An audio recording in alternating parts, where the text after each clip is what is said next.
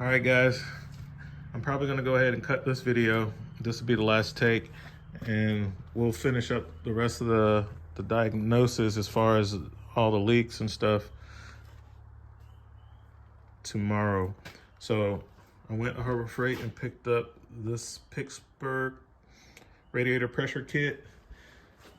It comes with like these 16 different adapters and some other things. Number 13 is gonna be the one for the car that we're working on. So the 13 adapter works. It's the one for the Kias. And basically what I'm gonna do is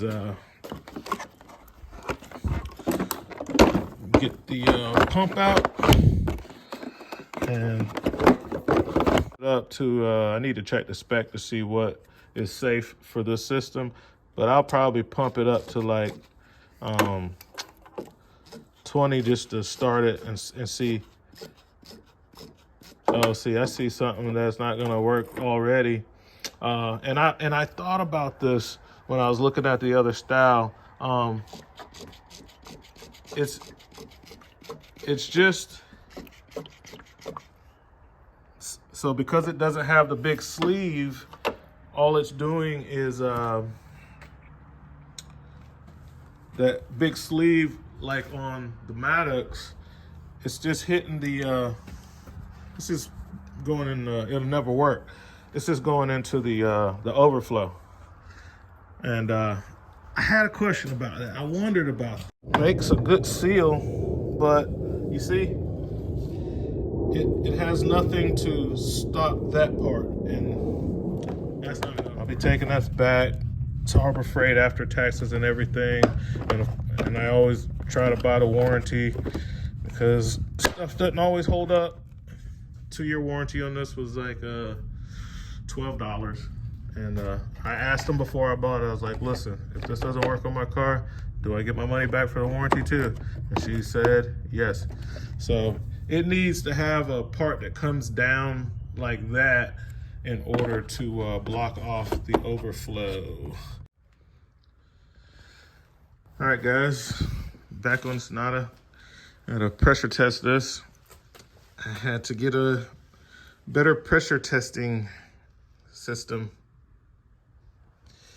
As you can see here, the snap-on, $374 after tax. Let's go ahead and say 400 bucks, maybe a little more. Unfortunately, people didn't pay their bills, so I wasn't able to get up with my snap-on guy because he's doing repos. So he's got to be able to get his stuff when he can get it. So he's not in the area where he normally is on this day when I am able to easily get up with him. So I gotta get the car done. I can't wait around for hours and lose most of my day because I do have RV appointments. So I have a very similar looking kit. This is not the snap-on kit. It looks like the snap-on kit, but this is the Harbor Freight. The build quality, I mean, it's made out of metal. You know, it's not plastic. This is aluminum. And there's a gauge. All right. And here are the adapters. I did check because on Harbor Freight's website, they do have all the manuals and you can see if it's gonna work on your car. All right, so the pressure tester is doing exactly what it's supposed to do. Don't think I'll be spending an extra $200. You can see the puddles because the ground was dry, and I've gone under. And I can see, like, the pressure tester is that it simulates the operating pressures for like if the car was running. So it has leaked down. I pumped it up to 16. So the spec on this car, the cap is rated at 16 PSI. So I pumped it up to basically right at where it says 15 in that white block. And I immediately started getting my leaks. So now I'll start taking a bunch of stuff apart and changing things out. Okay, so the pressure test helps out a lot. Everything you see marked with blue is a line or a clamp that's leaking. These are all the original hoses. They don't last forever. The rubber loses its elasticity and it can't conform to the new shape. Many of these were not leaking before because they had such a good seal from when they originally were put on. But by twisting the hose and removing them, you break that initial seal, and now the rigidity of the hose is going to impede the sealing onto the new part. So you can see that one, we got a steady drip. This one, I was able to adjust the hose. This was like a really bad drip. And just by adjusting the hose, kind of getting it back into that original spot where the detents were, it stopped leaking. The same thing for this one back here. Was it this one? This one right here.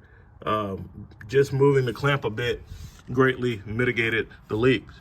But that's not good enough. I have to replace the hoses and the clamps because it is what it is. Just because they're not leaking right now, you bump it down the road, they start leaking again. Let me see what all hoses and clamps I can get. Give you a little easier look at what's going on. So all three of these connections, there's another one back there, but it's not leaking.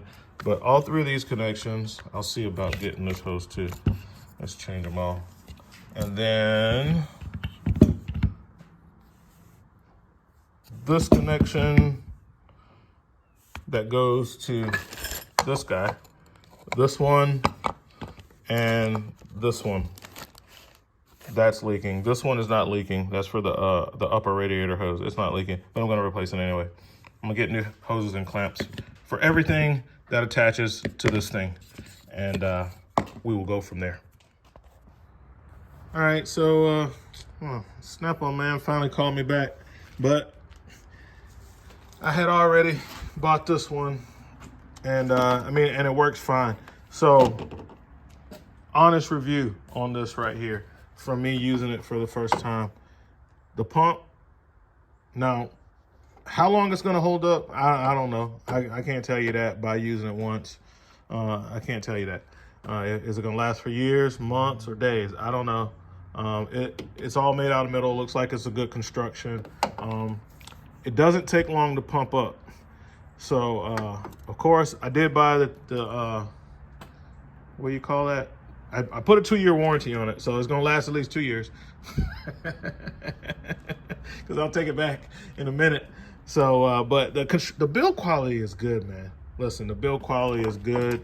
The pump is good. You know, it has the brass fittings all around, and the pump tube and the caps, you know, made out of steel and aluminum. It's nice, guys. The gauge is nice. I like the way it's marked off, and it worked, and it did the job. So I went to get the I went to get the hoses. So if you think Snap-on is expensive, because the Snap-on one is like $374 after tax, probably pay $400. $450 for the hoses. I went to the Hyundai dealership, had to order these hoses because they're all molded, you know, in the shape. And you know, you go to AutoZone, they want to sell you, oh, we'll just give you the same size hose and you can kind of make it. No. I want the same hoses that came off of it because they're shaped like this for a reason, to avoid certain hot spots and to make everything fit. Like those hoses which wrap around this big thing. So I want the real hoses, and to get the real hoses, $450 from the dealer. So, I mean, what are you gonna do? I mean, it is what it is. You're gonna not fix your car for $400? You know, I mean, be for real. So, yeah. So I'll be, oh man. I can't let this sit here because like some of those hoses are on back order. So I'll end up doing is I'll put this back together temporarily, and I'll end up putting, well, I thought about putting those clamps that I do not like on here because I can tighten them down as tight as I want, I know that it will, for the short term, not leak. For the long term, they do leak. All right, so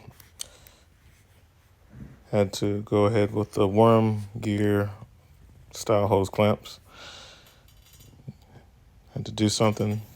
I know that this will work and it will pass the pressure test, so I basically just went around to all the hoses that were leaking because of the clamps not being as strong as they used to be and the hose not being as supple as it used to be. And I put on the worm gear style hose clamps, cranked them down for number 8, and I'll pressure test it now, and more than likely it won't leak. So I pressure tested, checked it, didn't leak. Ground is dry. Normally when you use these for radiator hoses, eventually you're going to get a leak because these are going to be set in one position. The good thing about these are, even on a hose that's not as elastic as it used to be, because you're cranking it down with an 8mm wrench and like a 1/4-inch ratchet, socket wrench, it will hold on tighter than the old spring clamps, and it will stop the leak. So I ended up capping off all of those lines with this, and then I pressure tested again, no leaks. Took it for a test drive, drove it hard, got it really hot, came back, no leaks. So you know, it is what it is. Whenever I can get the parts, I'll get them. Eventually it'll leak again, and I'll have to, of course, change out the parts, because I'm not going to keep going back and tightening up worm clamp. So anyway, let's take a look at the tools. These are the tools that we use to fix that car. All right, I use my borescope in finding the leaks, get a good eye on the leaks. Earlier in the repair, of course, we had the hose clamps, had a few magnetic trays. This one I mainly use to hold the tools that I'm using in sockets, and then the smaller magnetic tray, this red one, I use to hold the parts. And then I had even another silver one that I use while I was staging stuff to hold those parts as they were being staged over here, the little clips and stuff from those sensors. All right, so a few magnetic trays, some hose clamp pliers, all Blue Point except for the let's see if I can do something with this. Put those right there.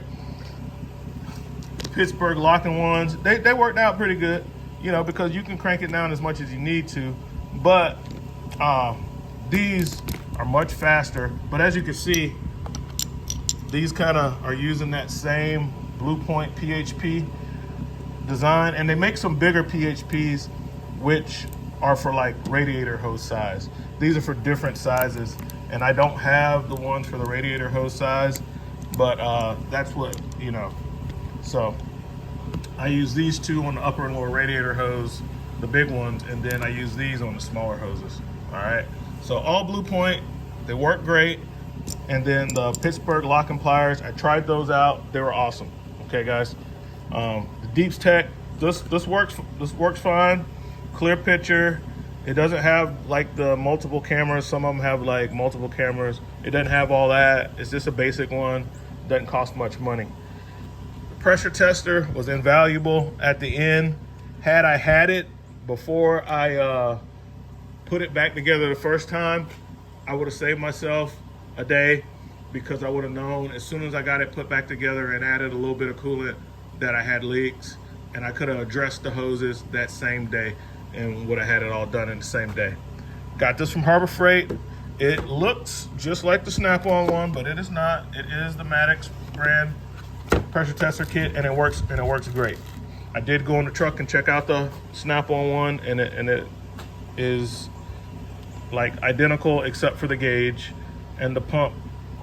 The Snap-on pump has knurling on it, and the gauge is different. But I like the gauge on the Pittsburgh better because for the different cars, it kind of shows you where the the caps.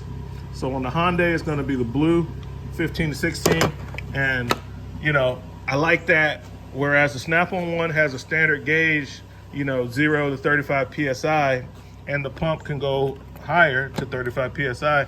But I really like the color coding on the gauge of the Harbor Freight one.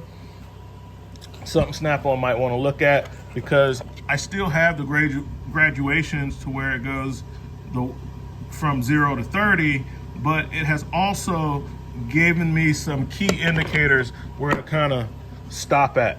So that worked awesome.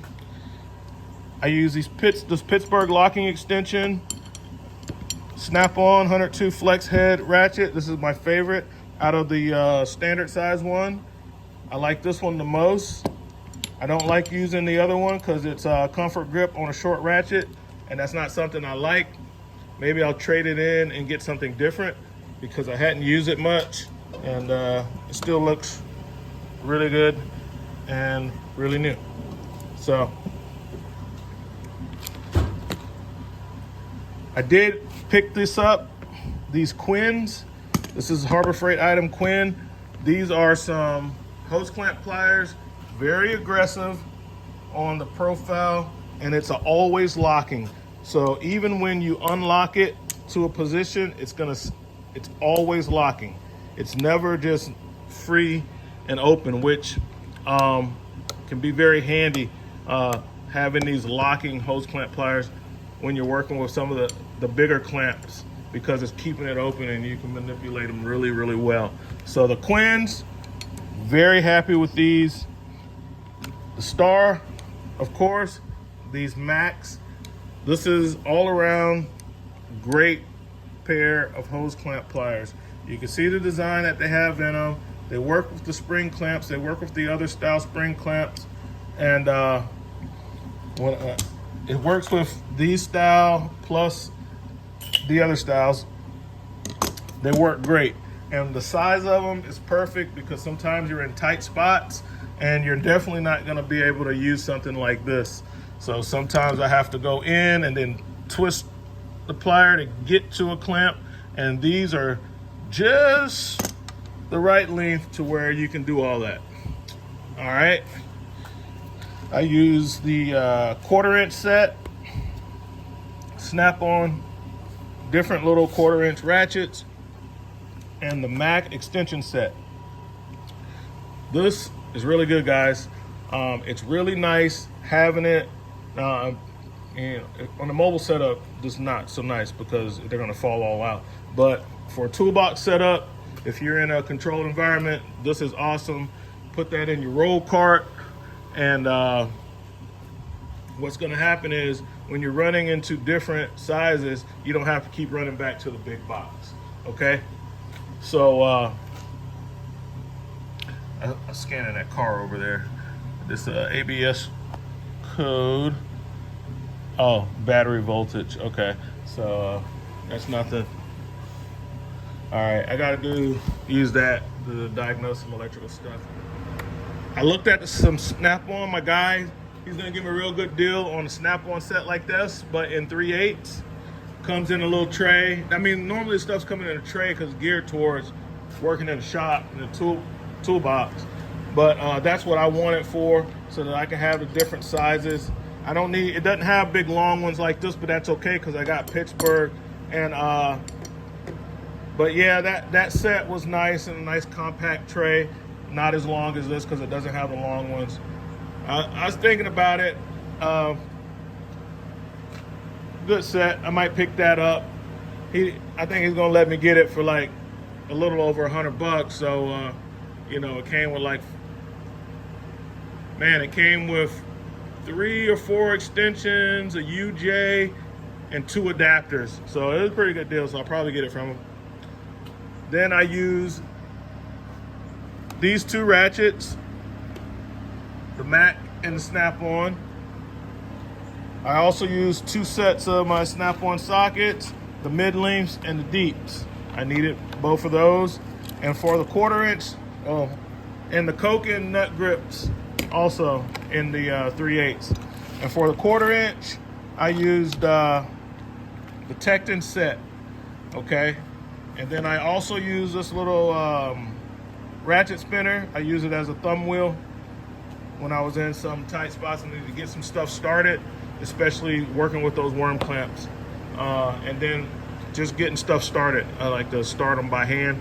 This is what I use to start a lot of bolts by hand before I put the ratchet on and stuff.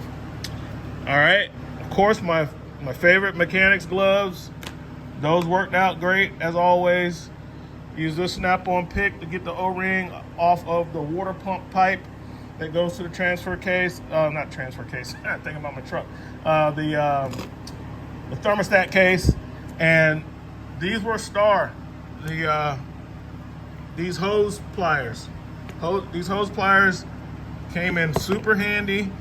Doesn't matter which brand you get. I got Pittsburgh and Icon. They work great. They work great, guys. And then the Icon set a needle nose. For some of the hose clamps that were in awkward positions and I had to spin them around, I used a little needle nose pliers for that. And last but not least, a Husky screwdriver to get to one of the clips that I couldn't put enough pressure on it. It was a hard to get spot. I was able to reach down and put pressure on the tab with the screwdriver and then pull it out with my other hand. Now when it came to purging the system of air, I used this set. I think Lau makes it. Maybe originally it was a Lau or Lang or something. Maybe it was a Lau. But I got the Harbor Freight version and it works fine. It works great. I've used that a lot. I use that a whole lot.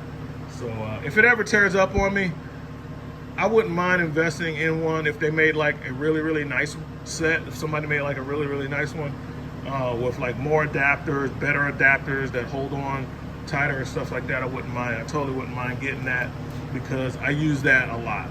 All right. And then finally, last but not least, while I'm doing the purging, I'm hooking the scan tool up to the Hyundai to watch the water temperature so I can know when the thermostat should open. I put a brand new thermostat in it, so it should be operating at the right temperatures, which is between like 182 and 200 degrees Fahrenheit. Thermostat should open, and that's what I use the scan tool for while I was doing that. All right, so these are the tools that I use to do that job on the Hyundai. Save yourself a lot of money. You guys just do it at home using tools that you probably already have. And I had to buy some tools. You know, I had to buy a pressure tester. I bought the first one was Pittsburgh. It was cheaper, but it didn't work because it didn't have this long sleeve to block off the overflow tank hose. So then I went back and got the Madox. Well, I called my Snap-on guy and he was doing repos. So he couldn't get to me in time, so I went to Harbor Freight early in the morning. Boom, got this one. Works great. These hose clamp pliers work great. So those are some of the tools that I bought. So the next video, I'll do some updates and I'll go over some of all of the newer tools that I bought. But this is what I had to get and use to do that car. It's always nice when you can invest in yourself instead of paying a shop or somebody else. You can just buy some tools and do it yourself if you don't have it. So the tools that I had to buy was this, and I didn't have to buy this because the Max worked great. But when I was troubleshooting and I didn't want to take a lot of stuff apart, I was able to use these to get into some of the tighter spots, to get to the hose clamps without moving other things out of the way. So I didn't have to buy those. It was just $30. This was like $150 with the warranty or something like that. I can't remember, but it's worth it. All right, guys, so that's what we got. Video's not too long. I'm gonna wipe all my stuff down, put it up, and move on to the next one. I gotta troubleshoot this car, see why taillight's not working. Catch you guys later. RV Tech Pro, out.